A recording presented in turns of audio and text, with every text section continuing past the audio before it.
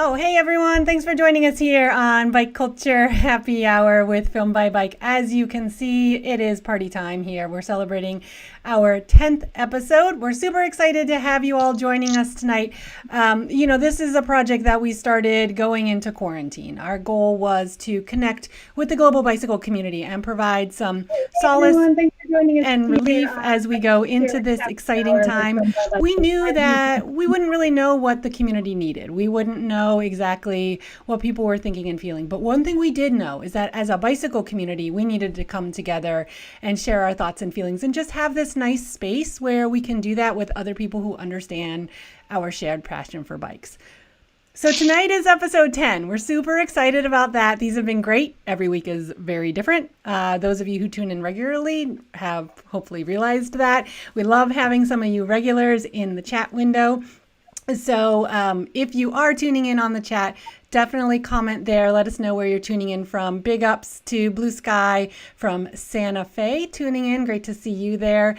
And tonight's episode is going to be a lot of fun. We are having party time here and we're just hanging out, talking bike stuff. And we brought in a coast to coast audience of super cool guests. And I'm going to go through and introduce each of these guests to you. So we've got tuning in with us from the Providence Bike Jam. We've got Liza Burkin. We've got Laura Gray from the Boston Bike Party. We've got Lloyd Cha. He is tuning in with us from San Jose, the original Bike Party crew. And coming at us from Indianapolis, we've got Ken Hutchison. So thank you all so much for joining me tonight. This is the biggest group we've ever had on Bike Culture Happy Hour. So this is very exciting. It's nice to have you guys all here. So Thanks for having us. Yeah, just to get things started, I'd like to just check in with everyone and hear how you guys are doing. Also want to let you know that we have a really fun philosophy here on Bike Culture Happy Hour, and that this is a safe space for silver linings. We know that this is a challenging time, and we know that it sometimes feels weird to talk about the good stuff because it feels like we're not acknowledging the bad stuff and that other people are suffering. But we know that. We know that this is a challenging time in so many varied ways for a variety of people. And even for those of us who are finding it challenging, we might also be seeing some good things. So here on Bike Culture Happy Hour, our goal is to take a break from the sadness and the news and talk about the good stuff and let this be a safe space for silver linings. So I just want to kick things off by hearing from you guys on how you're doing. We're really glad to see Greg Hum is in the chat. Greg Hum from Boston Bike Party was on Bike Culture Happy Hour a few weeks ago, and having him on really inspired tonight's show. He also helped me connect up with you guys. He gave me a great list of suggestions for people to invite on. So to kick off checking in on how everyone is doing, let's start out with you, Laura from Boston Bike Party and Bike Talk. How are things going for you? Hi, everyone. Hi, Greg. Thanks for tuning in. Things are going fine here. It's a struggle every day when you're working from home and needing to get out. And it's starting to get warm here in Boston, so wearing a mask is really tough because, the warmer it is, the more you sweat and everything. And I'm bummed out that I haven't been riding as much as I normally would. But on the bright side, I've been spending a lot of time with my nephews who are super into biking right now. And we were able to go over to the BMX pump track near me and find it completely empty so that they could ride around. So that was pretty cool. Oh, that sounds super fun. And I've noticed that too. It's getting warmer here in Portland as well, and the mask is definitely becoming more challenging. So how about for you, Lloyd? What's up in San Jose these days? Well, I think like for everybody, it's getting warm here. I think we almost hit 100 the other day. Wow. Oh, wow. Things are starting to get a little bit more active as far as people getting out and about. Stores are easier to get to. We haven't been able to have a group bike ride, so last month we did a virtual bike party. We connected everybody live on Zoom video conference, and we had people mount their phones on handlebars, and we got a whole screenshot of people riding around, and we had live DJ, so it was kind of fun. Not the same as getting out with everybody, which we all kind of miss. Right. So how did that go? We've been curious about that because we've been hearing about some other groups that are bike parties or similar to Bike Party that have been talking about trying to do something like that. What would you suggest to other people who are thinking about it? How did it go? What would you do differently next time? That sort of thing. So I was a little scared about how it might go because I was afraid we might see live video of people's phones flying off handlebars or crashing as they were looking at their phone. But it actually went really well. There are a few minor technical glitches, but the people joined in and really seemed to have a good time. We got maybe 25, 30 people active on it at the peak. And the people that were on stayed on for a good 2 hours, even as it got darker. So we're going to try it again in June. I trying to think is what we've learned from the last time. Just kind of practice. The idea came. I got to thank Boston Bike Party and Greg also for kind of being part of the inspiration when Boston had a virtual bike party, which involved people kind of hanging out and dancing in their homes. And I said, well, and then a friend of mine had joined in a Zoom call from his bike with his phone on his handlebars. I said, why can't we combine that? Why can't we have people riding and on camera? And I think we came up with the idea Monday, and we put together a whole bunch of stuff by Friday to get it going. Wow, that's amazing. I love that quick action. This is definitely a time for quick action and just kind of making things happen. So Keith, what are things like for you in Indianapolis? I'm originally from Illinois, so lots of love for our neighbors in Indianapolis. How are things going for you there? Yeah, we went from like having the heat on to the AC on in like 3 days here.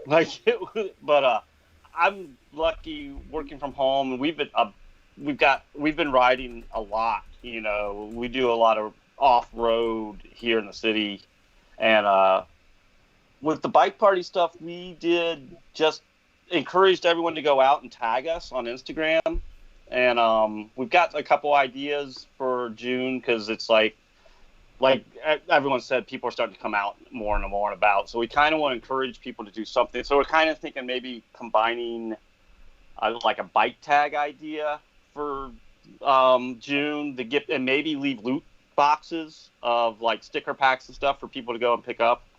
We got a guy that makes stickers for us. So we got a few ideas, and luckily we have about 3 weeks to come up with something. So, but yeah, the weather's finally nice, and I work from home now. I was a bike commuter before this all happened, and now I'm keeping my mileage and actually getting like twice as much as I was commuting some weeks, and then some weeks when it's cold and snowy, nothing. Yeah. Yeah, the running joke here has been that people need to go out and practice their bike commute because they're getting rusty. So it's time to go out and ride that commute route and remember how it goes down. Yeah. I went out and did a project riding commute routes the other day for a collaboration we were doing on some scavenger hunt, and the concept was commute routes. And I went out and rode the commute route at 8 a.m., like some of the typical area commute routes, and it was dead out there. It was so bizarre to just, I'm so used to going over the bridges in Portland. That's a pinch point. That's where we see tons of traffic in the mornings. And I was going over the bridge and maybe saw one other person, maybe two. Usually you would see, like 50. So it was just wild. Yeah. Interesting. And then Liza, how about for you? What are things like for you in Providence? My bicycling habits have shifted a lot. Part of because I got this dog right at the beginning of the pandemic. What a cutie. Who's your little cutie there? This is Honey Boy. So I've been he's like super energetic and loves to run alongside while I'm trail riding. So been taking him to the woods and riding on dirt, and he just like can run like 10, 12 miles at a time. It's amazing. And then also my partner is pretty chronically ill and has some vision loss also at the start of the pandemic, unrelated to COVID. And so we're starting to ride a tandem for the first time. So 2 huge shifts in my biking habits. Yeah. Yeah, definitely. Well, I wanted to get some of this going by talking a little bit more about Bike Party. I love the concept of Bike Party. I recently did a workshop with the community of Ithaca, New York, that has a very, very robust bike community growing there. And we brought up a lot of examples of bike parties in that talk. Our goal of the conversation was to spark bike fun and help strengthen their bike community there. And Bike Party just kept coming up in conversation. I think you guys are part of such an incredible movement that's happening to keep things fun and inspiring and lighthearted on bikes. So I'd love to hear from Lloyd on, you guys are known as the OG original Bike Party crew. Tell us a little bit about how you guys got started there and what keeps your group strong, dynamic, and going. Okay, so first of all, I've been doing San Jose Bike Party since about 2009. The ride itself started in 2007. It started as a get out the vote ride. It was around election time. In fact, it was October 2007. A bunch of groups came together, or a bunch of people came together and said, hey, let's put on this bike ride and get people to come out. And things kind of took off from there. Social media was a big thing that started to spread the word. But I think one of the biggest draws is that people, the street, having fun, music, bright lights, and they say, wait, I want to do that. And that's kind of how I found out about it through a friend of a friend who saw the ride go by and said, oh, I want to go do that. So that's probably the biggest thing I think that keeps us going is how much fun it is. And when people come, they just get kind of hooked on it. One of the things I like about Bike Party, especially, is it draws a huge variety of people. And to a large extent, people that wouldn't have come together in any other way. It doesn't matter where in the city you're from, or how much money you make, or what you do.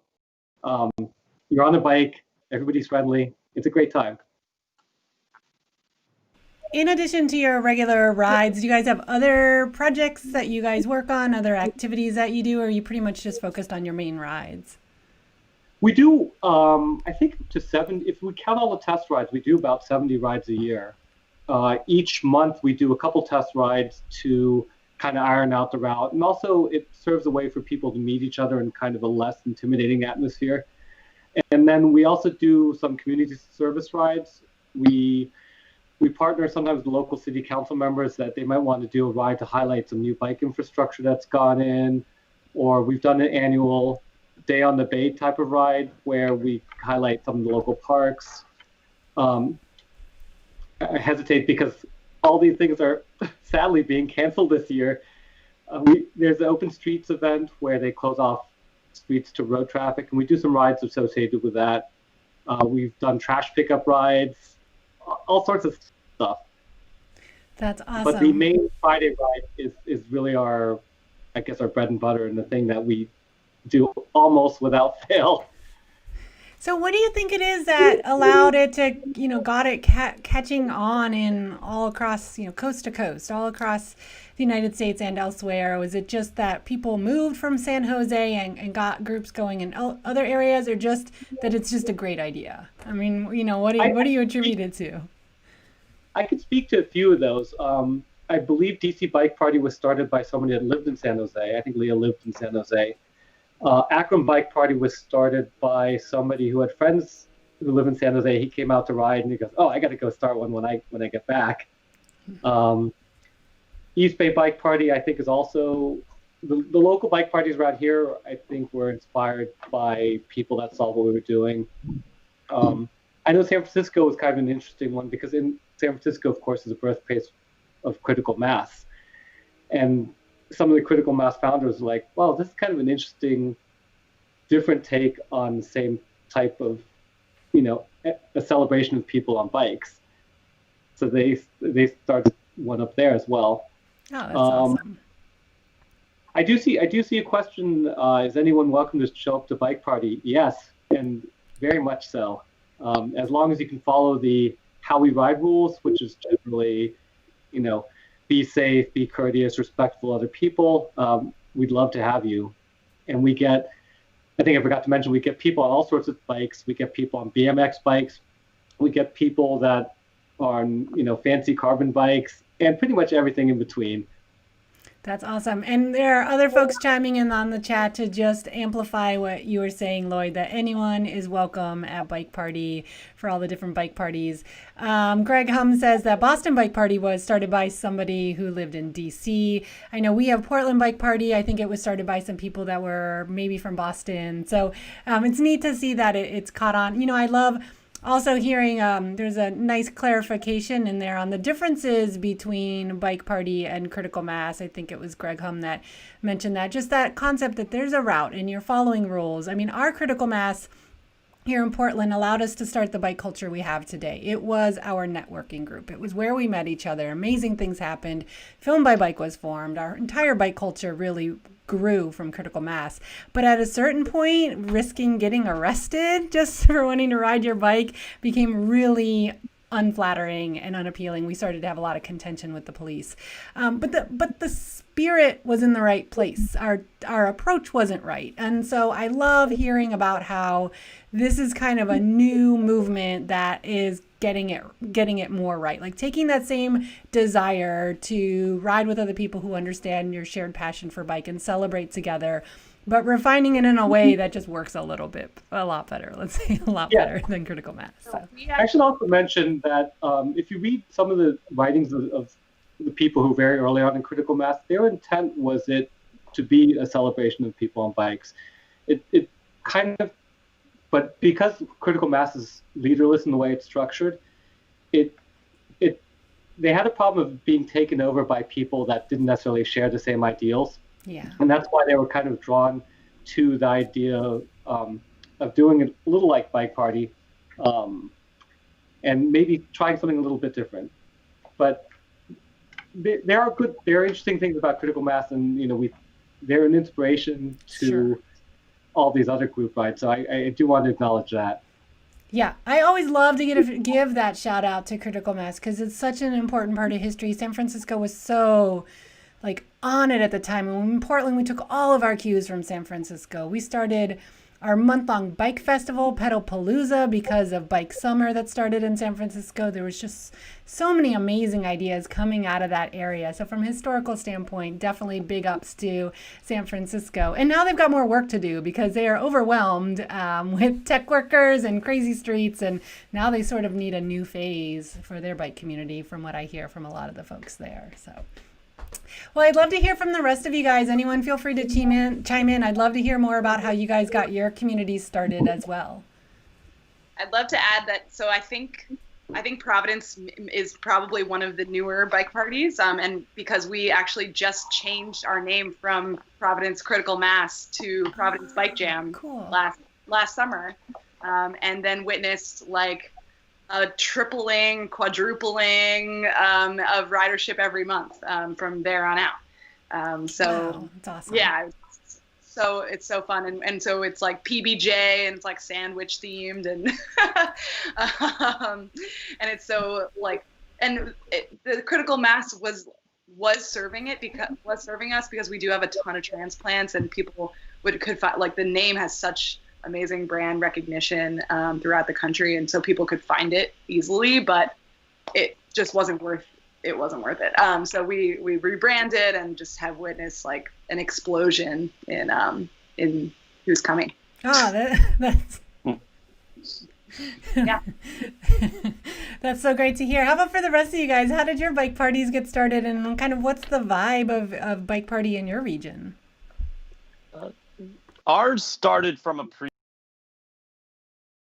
month that then I was in the original, but I wasn't in the meetings for the original bike. So I don't know who discovered the idea of Bike Party, but we had a full moon ride that was rather kind of anarchy, leaderless, directionless. And it was basically whoever showed up, somebody after enough people had gathered would start leading the ride to bars. It was a pub crawl-ish kind of thing. And we wanted something a little more organized with routes and stops and not going to bars so we could include minors. One advantage that Indiana has is there's no open container law. So we can in public have a beer or two and not worry about being hassled by the man. So that was one of the things. And yeah, and it grew like you were saying by October. Our two big rides would be the May ride, because Indianapolis has the Indianapolis 500, so we'd always do a race team and tons of people would come out. And the weather, that's when the weather really starts getting nice. I'm sure in Providence and Boston you're familiar with that too. And then our Halloween is kind of the other bookend. The October ride is the Halloween ride, and we had the most people that first year show up for Halloween. We've been doing it for 2016, so we're 4 years. I thought we were going to be the baby. But and we had like 250 people show up for that, and all of us that were in the leading group were like, oh wow, this is something. And then the next year, like by July, 500 people showed up, and we were like, this is happening in Indianapolis, this is crazy, so that was kind of our early experience with it. And then it's kind of plateaued to a few hundred every summer in the summer rides, and about 40 in the winter, if that. Yeah. So yeah, that's been kind of our. I mean, your winters are harsh, so. Yeah, I mean, we modeled. To be honest, we knew about Boston Bike Party. We knew about San Jose, obviously, and modeled the How You Ride stuff after you, and stole your graphics, actually, for our stuff. And then we started looking at Boston Bike Party's page, and we're like, oh, this is a good model for how to do the winter stuff, because they have the snowy, cold winters like we do, and honestly, you're probably colder than we are. So we really modeled a lot of our winter stuff after what we saw Boston doing. No, so yeah, Laura, tell us a little bit more about Boston Bike Party, what the scene is like there, and any recollections on how you guys got things going there. Yeah, so I unfortunately was not there at the beginning, but I joined a couple of years ago. Greg was one of the founders. But what I can say, and Lloyd, I knew you looked familiar because I was one of the organizers for the Zoom party that you went to last month. But the scene here, just in general, there's so many different things happening. So when you guys are talking about like your anchor events or all of these other events you do outside of Bike Party, we actually have other organizations that do them. They just tend to have a lot of the same leaders. Myself, Greg, Peter, that we ride with, tend to help out with a lot of those events as well. But Bike Party, we generally do winters. And one year we did like an Olympics event for the Winter Olympics. That was really fun. And, we get those high night, like starting in May, going into June, we get a couple hundred people coming out every year. So it's been a little disappointing for me not having that group. But one thing that Boston has been trying to do is kind of encourage other types of riding. So we had, for example, an organization called Tag and Brag that's always existed in Boston and has been going on for several years, where you take a picture with your bike of something and you leave a clue on the Facebook page, and then someone else has to find that same spot, take the same picture with their bike, tag where it was, and then put a new photo, and then it continues from there and becomes kind of like a scavenger hunt. And we actually had a ton of activity this past Memorial Day. And so Boston Bike Party kind of took over ownership of that group so that we could encourage even more people to get out and ride in a way that was going to be socially distance appropriate. And that's been really fun as just a way to engage the community in the meantime. Yeah, I love that idea. So Laura, for you, it looks like we may have lost your video. It could be your connection. I would not be surprised. So if you see a setting on your end that would help with that, that's great. Or if you can move closer to your router, that sometimes helps as well. But otherwise, hearing your words, your video's back now, so that's good. Okay, great. So folks, oh, no problem. So folks, we are here on Bike Culture Happy Hour, and we are talking with organizers from bike party groups from coast to coast here in the United States, because we are celebrating the 10th anniversary of this Bike Culture Happy Hour. So this is our 10th episode. As you can see here, it's party time. I almost knocked over my computer, and we have our largest group of guests ever. So definitely we are partying. We've had some really great comments in the chat. We love seeing all of you guys joining us. This is one of the biggest chat groups that we've ever had, and you guys have got all sorts of great things to say. I just want to recap a couple of the things and also let you guys know if you are joining us in the chat. Let us know where you're from. And let us know what you think of Bike Party and what things are like where you live. We've got a lot of great people tuning in from areas that don't know anything about Bike Party, as well as some folks tuning in from where you guys are. So that's really neat to see. Yeah, go ahead. I was also going to say, everybody was talking about Bike Party, Boston Bike Party, because now I have to put that delineation on it. But it turned 7 this past year, so we're 7 years old. Oh, awesome. Woo! Our age. We've got Guy tuning in from Baltimore Bike Party. He says it's huge, or at least he says it's huge. Maybe he's not from there. He says that Boston seems to ride in any weather. So that's really awesome. We've also got Jacob tuning in from Indianapolis. He loves it, and he's really glad to see you here, Keith. So that's great. We got Edward from Eugene tuning in as well, talking about some of the cool bike stuff that goes on down there in Eugene, Oregon. That's awesome to see. And all sorts of other great folks tuning in here. So I love hearing from you guys and trying to keep up with what's in the chat. And we're glad to have you all here as well on Bike Culture Happy Hour. So I'm curious to hear from you guys. What words of wisdom would you give to people that are tuning in, that are curious about starting a bike party where they live? Kind of what's your formula for success? Obviously, you guys are rolling and you've got good solid groups and regularity and things are going and going. But for someone who wants to get started from scratch, I mean, I'm a huge fan of this within the bike culture. It doesn't take an organization. It doesn't take somebody with major professional organizing skills. You know, these are super grassroots movements. So what are those sort of 101s you give to somebody who's inspired by what you guys are chatting about tonight and might want to get things going where they live once we're able to safely ride together again? Anyone to chime in if you guys have great ideas. Yeah, Laura, go for it. As I think the person who joined Bike Party the most recently, even if Boston's been around a while, advice that was given to me as someone coming in and leading, have fun routes. Like, there are certain parts of Boston that we don't ride through just because it would be quieter. It's too residential. Like, go somewhere with energy. One of my favorite places to take Bike Party is through like this downtown section where the buildings are really high, so you get really great reverberation from the music. Cool. There's a place where we can all collect together because there's no through traffic there. And then there's a lot of foot traffic generally in the evening. So you get people seeing you, taking videos, waving, cheering you on as you go by. So that, like, just the energy of the city really helps with it. As an organizer, knowing the route, knowing where you want to go, where you want to end up, where might be a fun place to take people that you can have, a couple hundred people hang out, are really important. Music is always a must. And just, I think we've kind of touched on this a little bit, but making sure to create an inclusive culture. So everybody's welcome. As long as you abide by the guidelines of being friendly and following the rules that we set out, abiding by traffic laws, treating everybody with respect, then come and ride with us. I think those are the key ones. Plus, a fun theme never hurts. So yeah. Any other tips from you guys? I was going to say one thing that I found interesting, and I've done a number of bike parties throughout the country, and my goal is to hit all of them.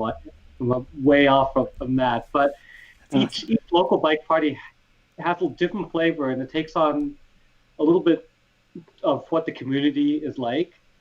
And for example, I've done a bike party in Humboldt County, which is far different than doing a bike party in San Francisco. The types of people and the areas you ride through are going to be not at all the same, and as a result, the routes are going to be different. Just to give you an idea, the San Jose routes, for a while, they went up to, I think we did as many as 30 miles in a night, and we would finish like at midnight or 1 a.m. Whereas if you go to some, I think San Francisco tends to do around 8 miles, and East Bay Bike Party up in the Oakland, Berkeley area, they tend to be on the shorter side as well. And they can work with public transit. East Bay in particular does a route that starts at the BART station, ends in the BART station, and they don't do a closed loop. We don't have, unfortunately, that option in San Jose. So we pretty much always try to get people back to where they started. But two tips, I think Laura said, yeah, make it welcoming. That's the biggest thing. Consistency is important too. I think once you have a consistent date that we're going to be here every third Friday for us, example, that makes it easier for people to find you. Also, one other thing on the routing, at least in our area, we try to do commercial districts, or so that people can see us and then they kind of learn about it. We do some residential just because it's hard to avoid, but we try to do that early so that we don't wake up people with the music. And then sometimes we find some nice industrial area to put late in the route that we could just turn up the music and nobody else cares. It's kind of fun that way too. Yeah. Are you guys all planning your routes in advance, or any of you doing a free form, or kind of what is that like in each of your areas?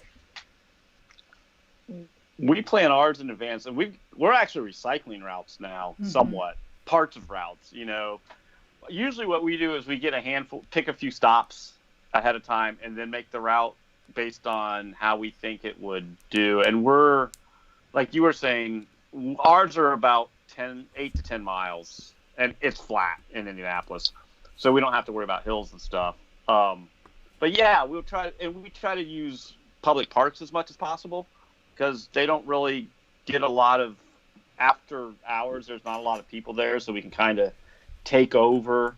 There's also some, but yeah, we'll ride. And I find it interesting that you guys talk about not riding through residential areas, because we do ride through a lot of residential areas, and we find that people are stoked on seeing us ride through. Like, they'll come out, like all the kids will come out and cheer at us, and we'll all ring our bells at them and stuff like that. Part of it too is, with Indianapolis, once you're outside of downtown, it pretty much is all residential. So unless we wanted to just do a lap around the center of the city, we have to go through a neighborhood more than likely. But people are super stoked on it. It's always been my experience that no matter what group or ride, people are stoked to see a bunch of people on bikes cruising through their neighborhood. Like, that's been our experience here in Indy. And I don't know, maybe it's different elsewhere, but that's definitely been our experience. It's always happy. Like, they love hearing our bells and hearing us ride through with the music. We start at 7 too, so maybe that's part of it. Yeah, I mean, to be clear, when I say residential, it's because the street is just super quiet, because it's a lot of tall buildings with people inside. So we don't have the luxury of like houses, which would be really cool to ride by. But yeah, we do it because there's just no one really there. Yeah. A handful of people, or the commercial areas are just going to have a lot of people walking around downtown. But the one thing I was thinking about, so yeah, we pre-plan all of our routes, but there have been moments where on the fly we had to make an adjustment. I think one time actually they were filming a movie on the street we wanted to turn on, and so we had to go out and around where the filming was happening and where the streets were closed. And that's just, normally there's 2 of us leading, and there's a couple of people who are organizing, and we're all fairly in tune with each other as we're going through it. So as long as you have, and you can't, I was trying to put it somewhere where you can see it, but I have a leader flag behind me that lights up when I'm riding. So as long as you know where you're going and you can find that route back to where you were going in the first place, people will follow you wherever you go. So it helps to know your city a little bit, though. Yeah. And to be able to be flexible and spot those changes that need to be made on the fly. That's a good leadership skill there. Liza, being flexible is very helpful. Liza, any other tips that you would add in from your experience on folks that might want to get started with a bike party? From like a technical side of things, I find Providence Bike Jam runs entirely on Slack, the organizing team, and that has worked super well for us. And yeah, so I think Slack, and then we've promoted in a variety of ways, but Instagram. I think Slack and Instagram have been our bread and butter of planning and promoting. So I'd recommend, and we've been really lucky to have like a pretty natural division of labor. We have like a super talented route planner. I'm like, promotion is my whole thing. And we have folks who are just like super obsessed with sweeping, super obsessed with leading, super obsessed with corking. So it kind of, like, we're small, and it kind of sucks when one person can't be there to do like their role. And we are trying to, we're eventually get to a place where we're comfortable in each other's roles. We're not there yet, I'm not going to lie, but that's what we're building towards. That's awesome. And, you know, for folks who are looking to get bike parties started or similar movements started, summarizing a lot of what all of our guests have been talking about, I would say keep your formula really simple. The fun of being there is the important part. Keep your formula simple, but have a good structure so that it is a great environment for people. That inclusion, super important piece, having a great route, make it interesting. And then that idea of going with people's strengths, so that if they're good at something, like, take your ego out of the game. You don't need to do everything, and let those people with that great passion and talent really run with it. Because like, if you find a great sweep crew, let them sweep. I hate sweep. I don't want to be sweep, but like, it's a special talent. It takes a special person. So if they want to do that, let them do that. And then you start to really build up your team that's going to just help support the event in the long run that way, by taking that ego out and focusing on people's strengths. Yeah. Also, partnerships, like in the beginning, are so important. Like, we did Cranksgiving with one shop, and then a Halloween ride with another shop. And like, because we're new and those shops have big followings, and so the collaboration was able to get us more brand recognition. Then people come on the ride and they're like, oh, okay, cool. So yeah, if you're just starting out, I would say do as many partnerships and collabs as you possibly can. Love that idea. Yeah, it makes you stronger in the long run to have that base of support from other orgs. We've got some great folks tuning in on the chat. Folks, let us know where you're from, and if you have experience with Bike Party, we'd love to hear from you. We heard from David, and he says that he lives between San Jose and Oakland, so he can hit up a bike party pretty much every week. And that's what he does. So he goes between East Bay and San Jose and other bike parties, and then fourth Friday maybe is a wild card, or he goes to a group ride. So I love hearing from that. I mean, that's like a mega fan right there, right? Like that. I can verify that because I see him at all those rides. Which means I'm at them. That's great. Greg Hum also says that for Boston Bike Party, partnerships is really what helped get Boston Bike Party going, and I love hearing that. I think partnerships are so important for so many of the work projects that we're doing, especially looking outside the bicycle realm.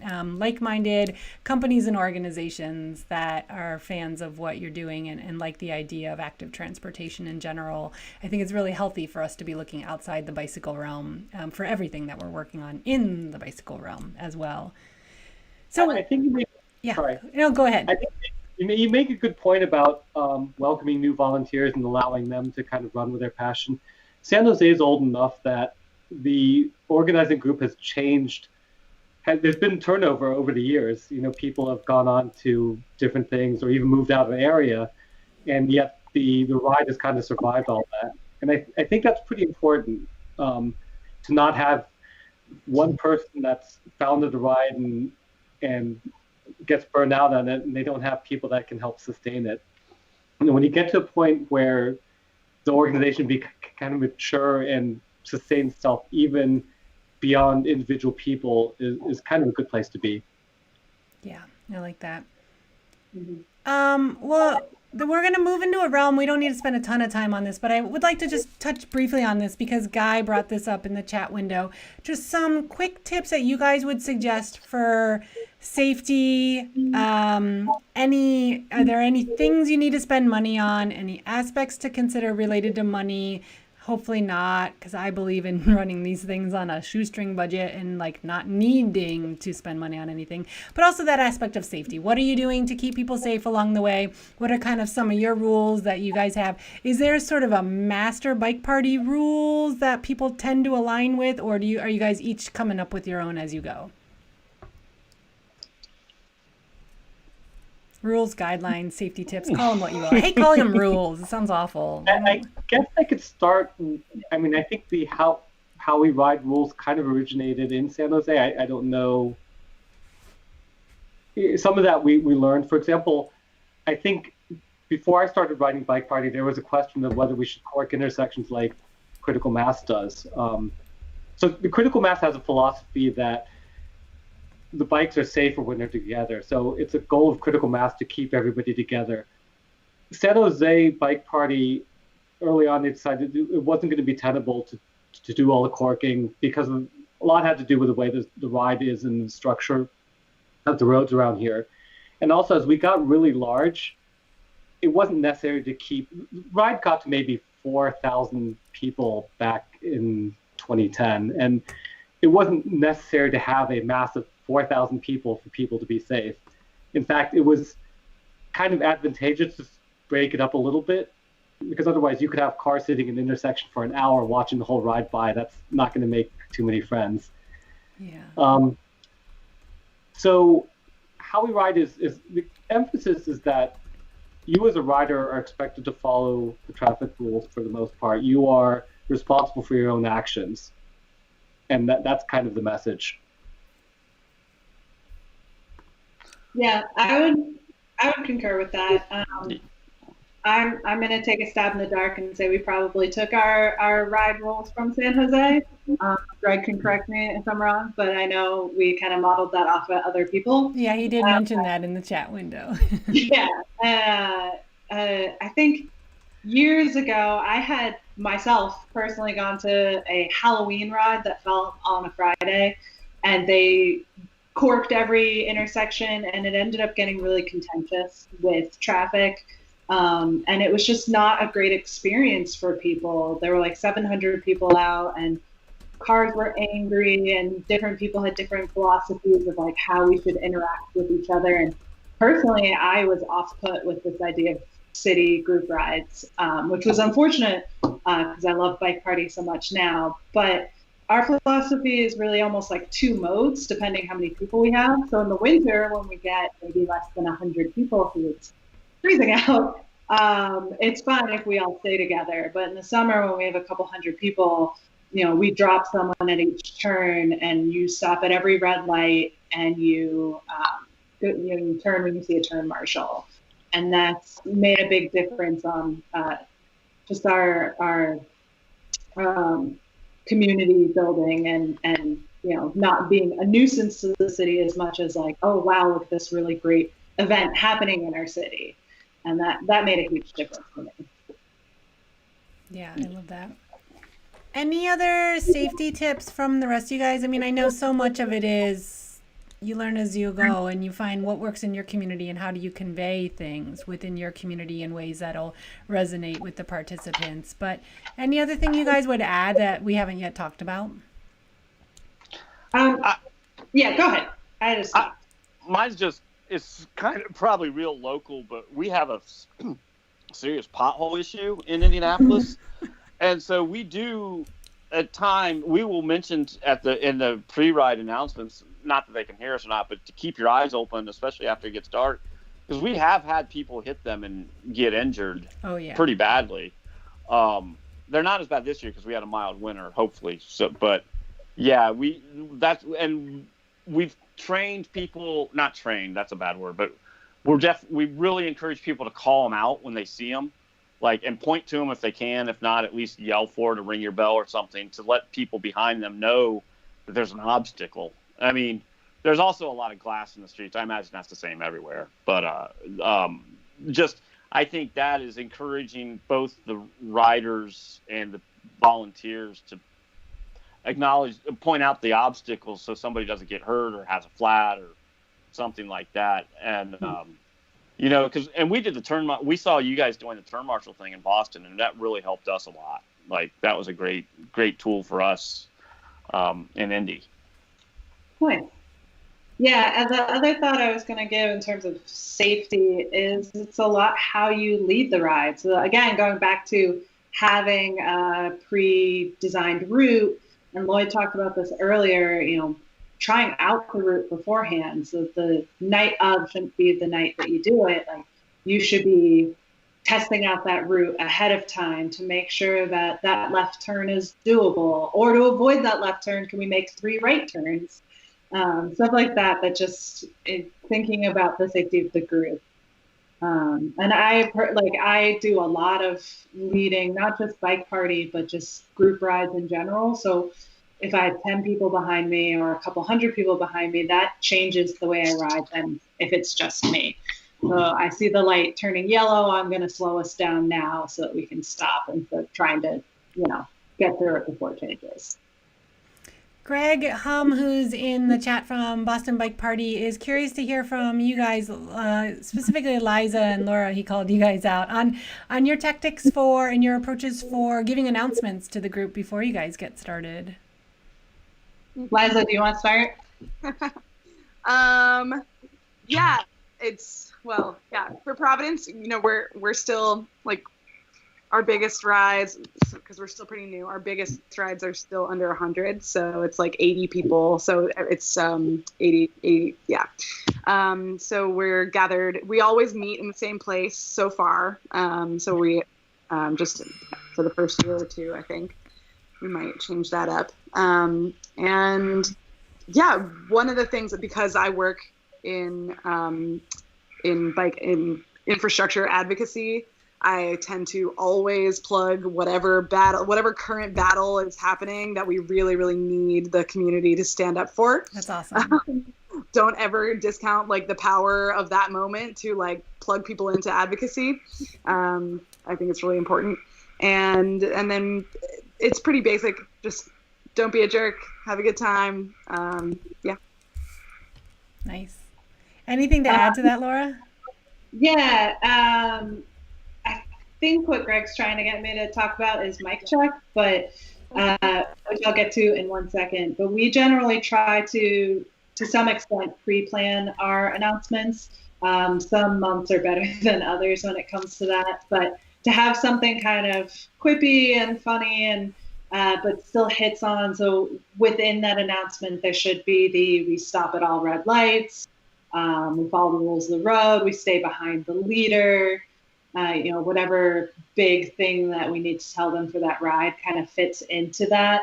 But we started out by gathering everybody together and shouting out mic check, and everyone starts shouting back mic check. And what that does is if you have a really, really big group, I shout mic check, the first 10 people who hear me say it. Then I shout it again, and the next 20 people say it because they heard the first group say it. And then I say it again. And so I kind of get everybody's attention, and that allows it to kind of reverberate out into the group. And then once everybody's paying attention and turned around, I can shout out personally whatever the announcement is. And so I yell a line, and they yell it back to me. And that allows my one voice, which might be hard to hear, to carry out to everybody. That's awesome. So we do our announcements to make sure everybody can hear it. Yeah, that's a great. And I love that idea too of getting the audience engaged. So it's not just you trying to force people to listen, but it's the community saying, "Hey, we're going to listen. We're just going to get this done, and then we can move on and ride." Yeah, the last couple too, we started introducing the "I'm awesome," which gets all of them to say "I'm awesome," and then "You're awesome," which gets all of them to say. Awesome. Sweet. And I'm Boston Bike Party. It's super fun. Love it.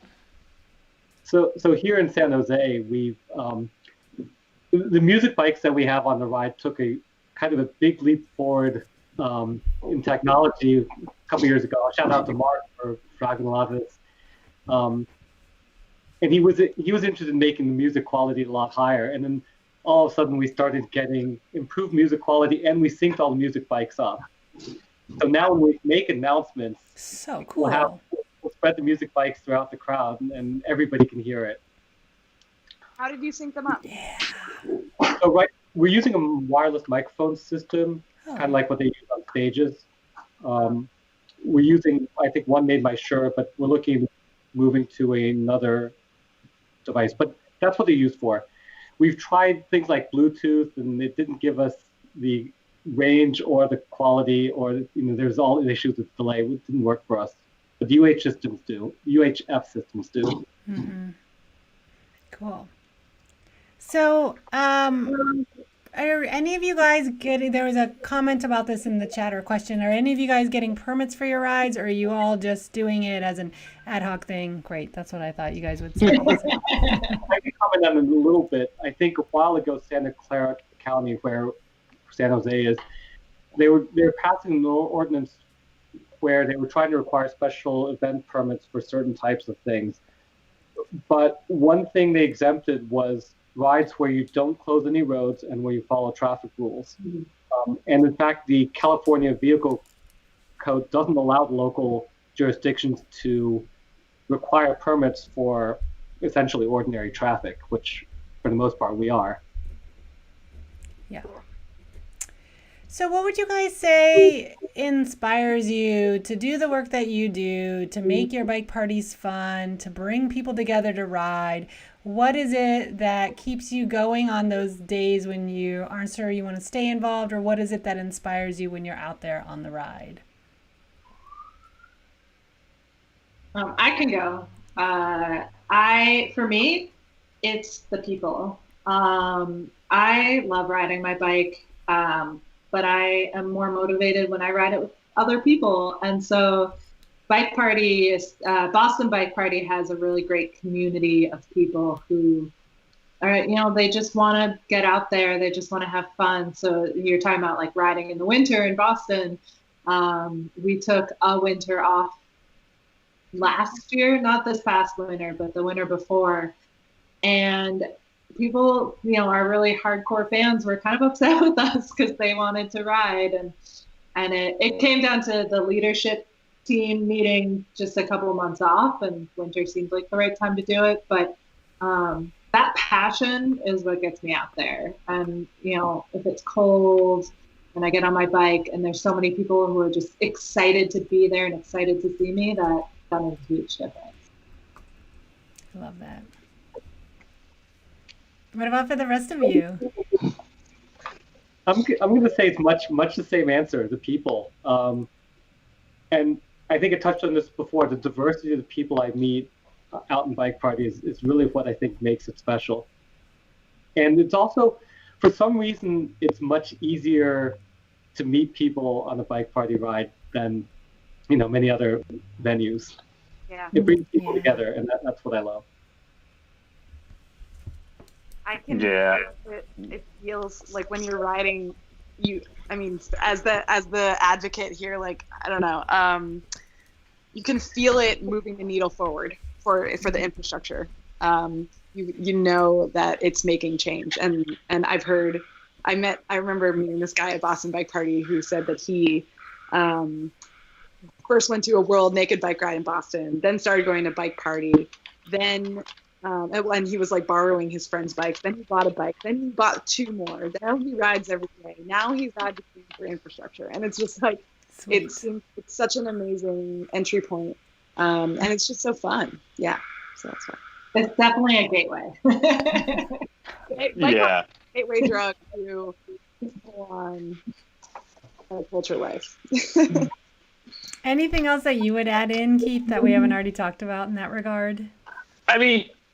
I like the fact we've had so many people come up to us and say the second Friday is my favorite Friday of the week, which is the night we have ours. And it's just, we've brought a lot of joy to people, and introduced a lot of people to bike culture. Like there's several other groups that we lead rides through that aren't Bike Party, that are rougher, if you will, but still social and slow.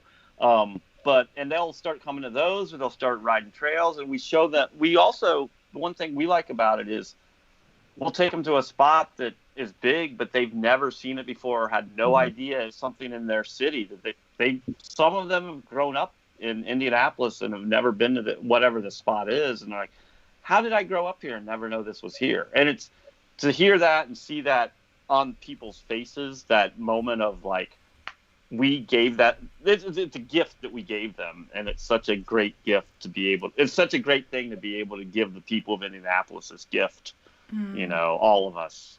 So I don't know, I love bringing joy, and that's a good thing.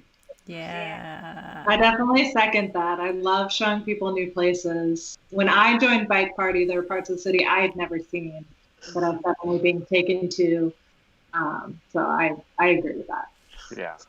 Yeah, I learned how to ride in Boston because of Bike Party. Like I, was going over. So my commuting changed because of the routes of Bike Party. Oh, awesome. Yeah. Well, I want folks, to sorry, go piggyback ahead. on that comment also. I think one of the things that Bike Party does better than anything else I've seen is we get people on bikes. We get people on bikes that were just, sitting around on Friday nights doing nothing. In fact, I would say I was one of them as well. And now I ride all the time. And that also ties into an earlier question about community partnerships and fundraising. One thing I've learned is that when our rides got really big, when we had a big audience, people start to notice that. The city came to us and they said, look, we've got these goals about how we need to get a certain amount of people commuting on bikes. How are we going to do that? You guys are helping us do that. Yeah. We want to help you do what you do. They're groups that want to be seen as being friendly to bikes, or they just like our demographic. They like how we can reach a lot of people, and they do tend to come to us with ideas. Groups that want to build a community, they love what we do. We've partnered with a local artist studio to highlight the murals around the city. We do mural rides every year, and that is a great draw and it's a lot of fun too. So the people tend to come to us. Well, folks, we're going to be wrapping up shortly. For our guests, I want to hear from you guys some parting words of thoughts that are on your mind at this time, or words of wisdom to people who are in some burgeoning bike cultures. But before, I'll give you guys some time to think about that. Before we get to that, I just want to emphasize that I'm very excited to have Bike Party representatives on the show today, because Film by Bike exists to strengthen bicycle communities and inspire bike fun. There is no greater way to get people on bikes than to make it fun. And I'm a firm believer that here in Portland, Oregon, we have had such a robust bike culture over the years because of a multi-pronged approach that included great retail, great shops, city support and infrastructure, an amazing advocacy organization. That all of that great work freed us up to have the fun, so that the fun folks who are focused on fun didn't also have to do advocacy, though there was some crossover. Of course, that's natural. But the fun aspect really is what gets people on bikes. So you have to, those other elements are so important to have as that backup. It really, everything working together, but the fun is really important. And we cannot overlook the value of fun on bikes. This is a great way to get people riding, and it's a great way to build community and bring people together. It is whimsical and it is goofy and costumery and all that, but it has total merit in the landscape of getting more people on bikes. And I would love to see more bike parties popping up in other cities. There is no reason to reinvent the wheel on bike culture. Let's look globally at what other cities are doing, steal their ideas, steal their logos, give them credit. But really, let's just get out there and share ideas with each other and make more fun on two wheels. And I know this is a challenging time when we aren't riding together, but it's also a great time for us to be chatting with each other like we're doing today, sharing ideas and resources, and getting inspired for the great fun that we will have when it's safe to gather again and ride together in groups once again. This show is archived, so feel free to share this with others who are interested in starting bike parties or bike fun movements of all sorts, wherever they are. This same link that you're watching will also allow people to tune in later. You may not see the chat. That's a functionality issue with YouTube. When our shows go this long, it kind of drops the chat.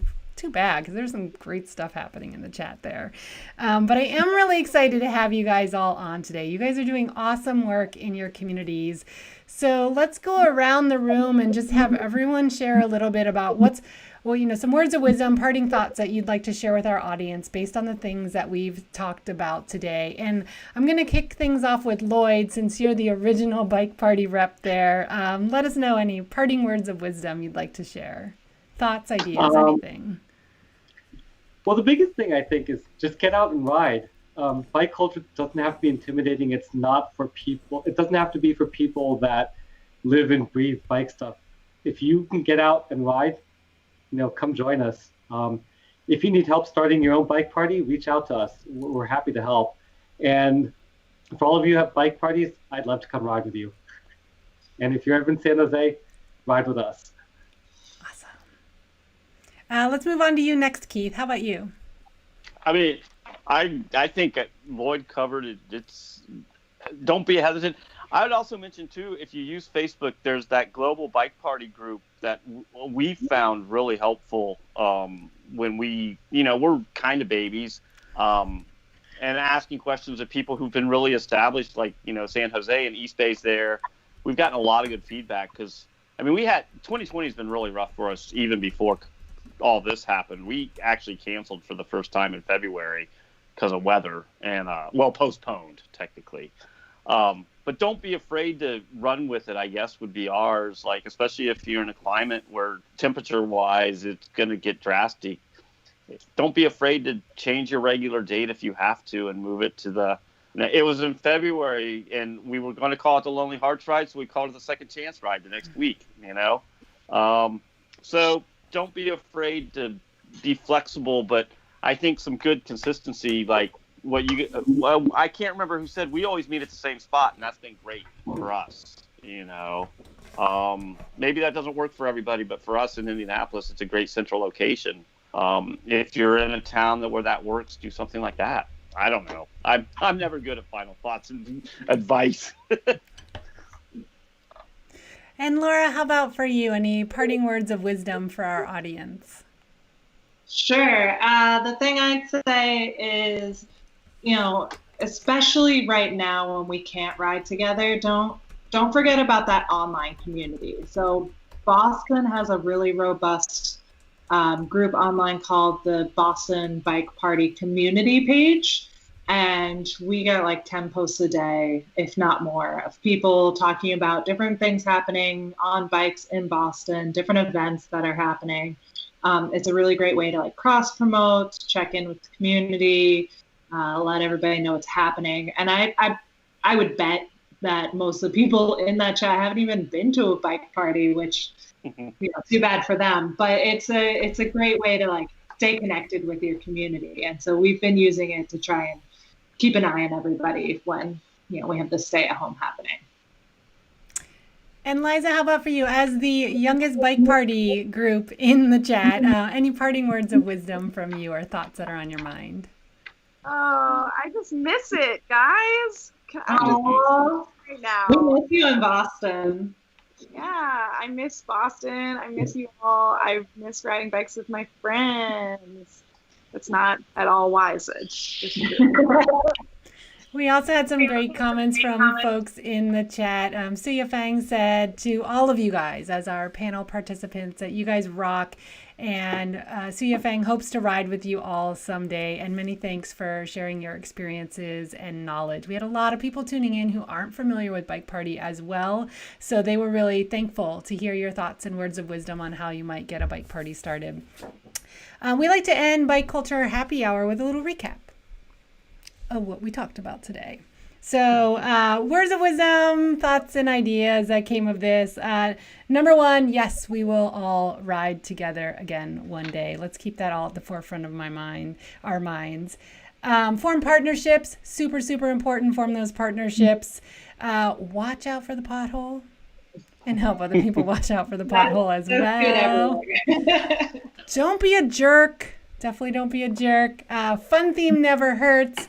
Music is a must. Consistency is key.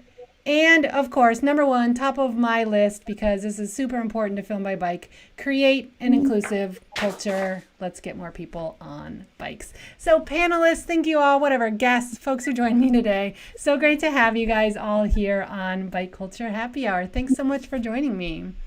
Thank you. Thanks for having us. Thank you. So folks, this has been Bike Culture Happy Hour here on Film by Bike on YouTube. It was never meant to last. This was always meant to be a temporary project as we got through quarantine, a place where we could all chill out, relax, enjoy a drink, and hear from some of the coolest people in bike culture from all over the world. This has been our 10th episode, which is why it is party time here on Bike Culture Happy Hour. But we want to let you know that Bike Culture Happy Hour is coming to a close. We feel like we were here to serve a time, and it's time to move on to many other projects that we are excited to be working on. So next week is going to be our final episode. It is our gift to the world, celebrating our final Bike Culture Happy Hour with a profile of Pedalpalooza, a month plus of bike fun here in Portland. Pedalpalooza is still happening here in Portland, but it's going to look very different this year. So I encourage all of you guys from all over the states, all over the world, to tune in and hear about how creative organizers are transforming events into events that are safe to do at this time. And it's not all virtual stuff. There will be stuff on the streets of Portland. It's a really exciting time here in Portland where we take this historic movement that we've been doing since 2002 and we transform it in 2020 into an entirely new movement. So join us next week, same time, same place here on YouTube. And join us for Bike Culture Happy Hour, the Pedalpalooza 2020 edition. Make sure you subscribe to us down below so you can hear about any of the future events that we have going on here at Film by Bike on YouTube.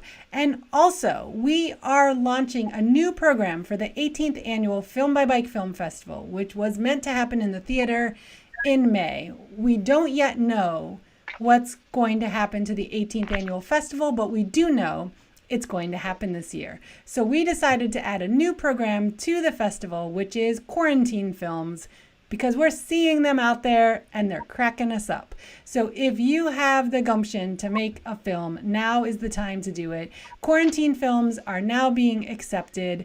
We don't yet have that information on our website, but we're about to get it up there soon. Definitely by the beginning of next week, we'll have a landing page for more information. But you can reach out to us at any time and let us know, send in your quarantine films or get to working on a quarantine film to share with us. So that's going to be a special program within the 6 programs that we offer at the 18th annual Film by Bike Film Festival here in Portland.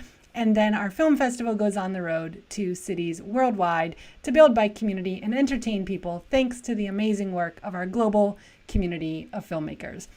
So thanks so much, everyone, for joining us tonight. And again, thanks to our guests for helping us celebrate the 10th episode, Party Time, of Bike Culture Happy Hour. We will see you guys all next week.